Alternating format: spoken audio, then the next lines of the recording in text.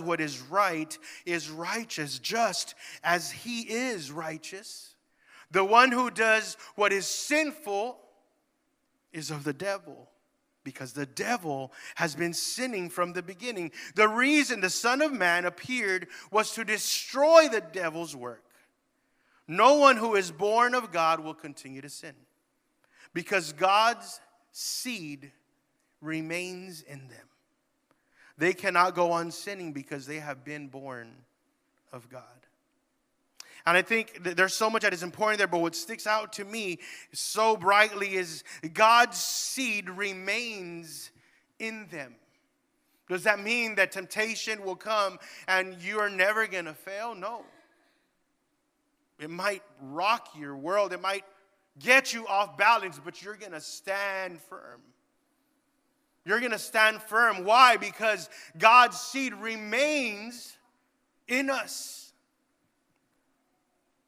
You see, here is what John is saying to us, to the church, to the family of God, to you and I. Let your walk reflect who you are.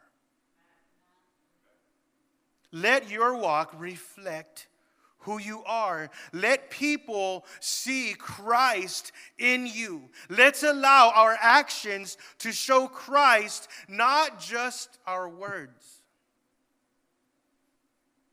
Remember, I told you that we preach a dynamite gospel, but we live firecracker lives.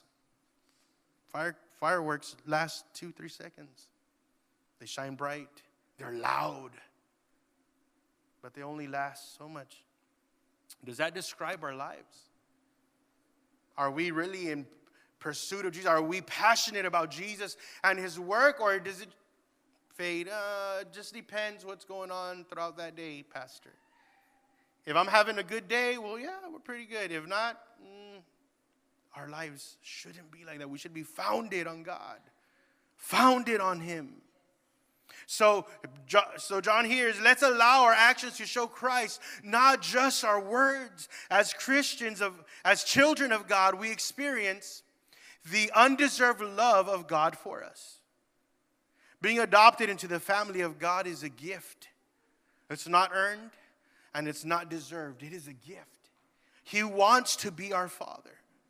He longs to be our Father.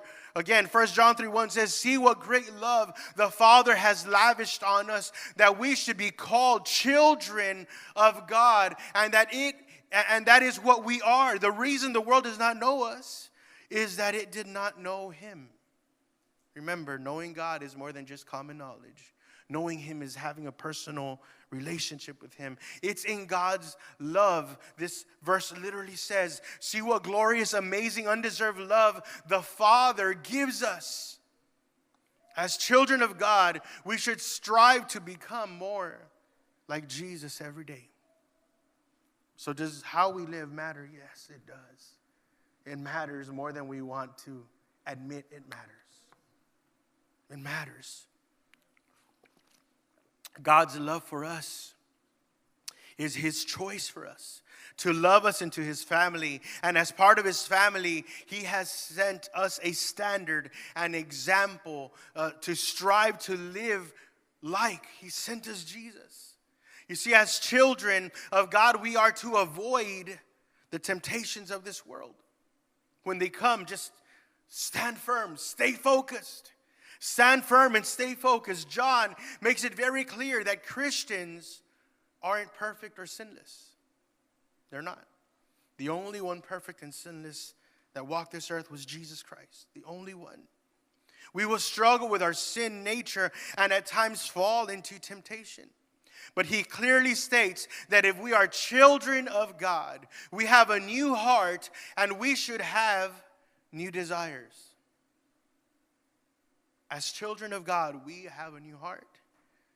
Our mindset changes because our mind is also transformed. Therefore, we don't desire the same things as we did before. We will no longer choose to continue to live in sin. If you do, you need to check your heart. If your desire is the things of this world, then your heart may be far from God. We need to examine our hearts. If we find ourselves running to sin with the desire to please the flesh, we need to check our heart. You and I need to walk in light of our responsibility as a child of God. Let's continue reading in verse 10. This is how we know who the children of God are. It's amazing to start the text like that, right? This is how we know who the children of God are and who the children of the devil are. Anyone who does not do what is right is not a child of God, nor is anyone who does not love his brother. This is the message you heard from the beginning. We should love one another. Do not be like Cain, who belonged to the evil one and murdered his brother. And why did he murder him? Because his own actions were evil and his brothers were righteous. Listen to this. Do not be surprised, my brothers, if the world hates you. We know that we have passed from